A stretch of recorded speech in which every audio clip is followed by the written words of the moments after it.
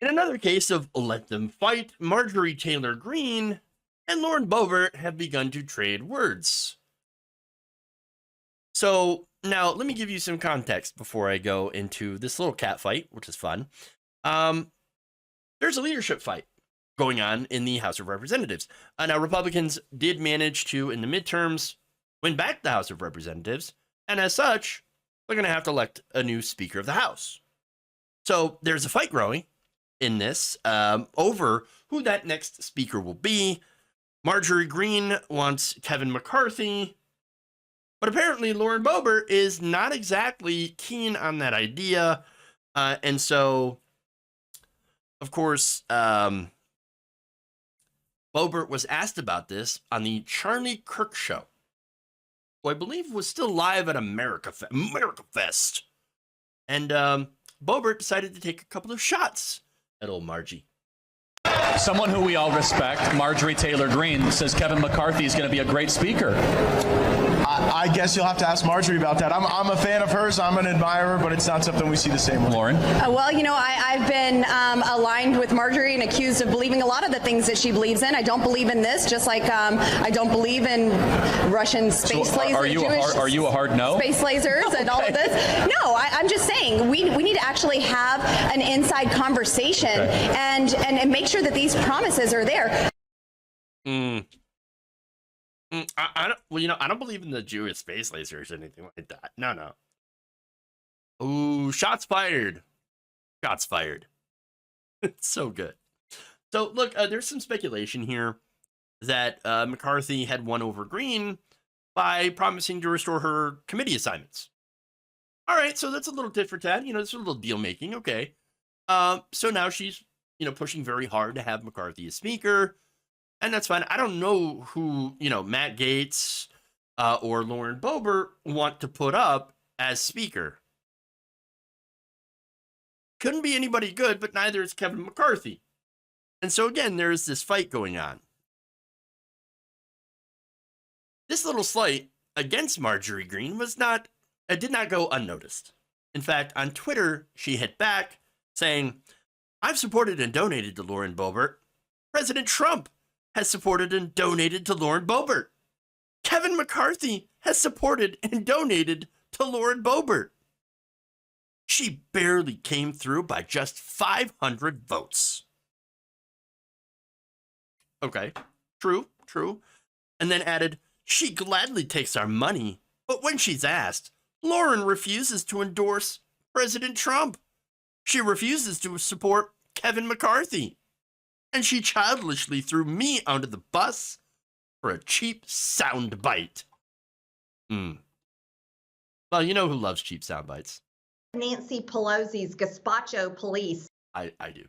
I can't help. So, anyway, she added, "Americans expect conservative fighters like us to work together to save America. And that is the only mission I'm 100% devoted to. Not high school drama and media sound bites." Peachtree dish. It's funny because Marjorie Greene, pretty much all she does is go on podcasts where we get sound bites and start drama. That's all she does. What are you talking about? And by the way, again, Lauren Boebert, almost the same, but not as much as Marjorie Greene. Although I guess to be fair, if you don't have any committee assignments because you've been booted off your committee for being like a raging weirdo, then I guess you don't really have a job. You don't really have to do anything. I mean, what do you actually do? That said, I don't really care. Let them fight. Because we're having fun with this. And it's funny because, look, a lot of people see them as sort of buddy-buddy, right? No, it turns out the Republican GOP civil war is actually far more interesting and factionalized than we believed before. In fact, they've traded words often. In April, Politico published a report that Greene and Boebert had to be physically separated from each other during an argument earlier in the year. Apparently, it was, according to the newspaper, it was about Greene's participation at a February event organized by a known white nationalist. I think I know who we're talking about here. That was the event that she showed up with, with Nick Fuentes, basically. And afterwards, I don't know who Nick Fuentes is. What are you talking about? A white nationalist? Well, I would never. I'm a Christian nationalist. Oh, well, that's essentially the same thing. I mean, both considered to be Nazis. Okay.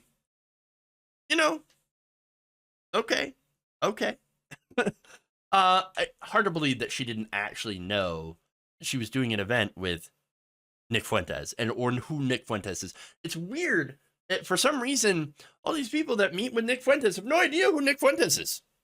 Never heard of him before. Donald Trump? Oh, never heard of the guy. What are you talking about? Fuentes. But I like the things that he says. Oh, he's a white nationalist? Oh, never mind. Wait, you liked the things that he said before you found out that he's a Nazi. Well, that would mean that you're receptive to Nazi ideas. Of course. But that said, right? I remember talking about that event, and I remember her, not being able to help herself to show up to white nationalist events. Couldn't help herself like Lauren Boebert's husband, who, again, Greene couldn't help expose herself, just like Lauren Boebert's husband couldn't help expose himself. Just saying. But as far as her beliefs, look, I have interesting beliefs on what Lauren Boebert believes in versus Marjorie Greene and where their differences really lie. So I think Marjorie Greene is a true believer. Yeah, she is a white nationalist, a Christian nationalist, whatever she wants to call herself. She believes in that. But I think Lauren Boebert's more in this for money. Look, Lauren Boebert probably believes a lot of the stuff that she says, sure. But I think the biggest calculation in her mind is, I got to get paid. That's it. I got to get paid. Well, Marjorie Greene, she's racked up so many fines for not wearing a mask on the House floor. We're talking hundreds of thousands of dollars in fines for refusing to wear a mask on the House floor. Not only that, again, I do think that she is a very, true believer. At one point, I remember her traveling around with Matt Gaetz in this weirdo tour, spending more money than their campaign would take in just on that tour. Whereas for Boebert, we have talked about her fudging her expenses, for her campaign, claiming that she traveled as many miles as it would to encircle the earth 3 times in order, of course, to add her pockets. So yes, I think Lauren Boebert is mostly just about the money. She's also kind of an idiot, but she's mainly about the money. Greene is 100% crazy, legit. Which would explain why Politico also noted in their piece that Boebert detests being tied to her Georgia colleague. And again, do you blame her? It's one thing saying insane things for money. That's basically, I would say about 80% of the Republicans that you see on TV, they don't actually believe this stuff. No, they're saying crazy things for profit. Now, that's already horrible, but it's another thing when you actually believe them. And I really do get the sense from Marjorie Greene that she really does believe that there are Jewish space lasers. And that communism has taken over the country. Whereas, again, Boebert, not a smart person. I think she knows enough to say the right thing for her audience and then go and collect her cash.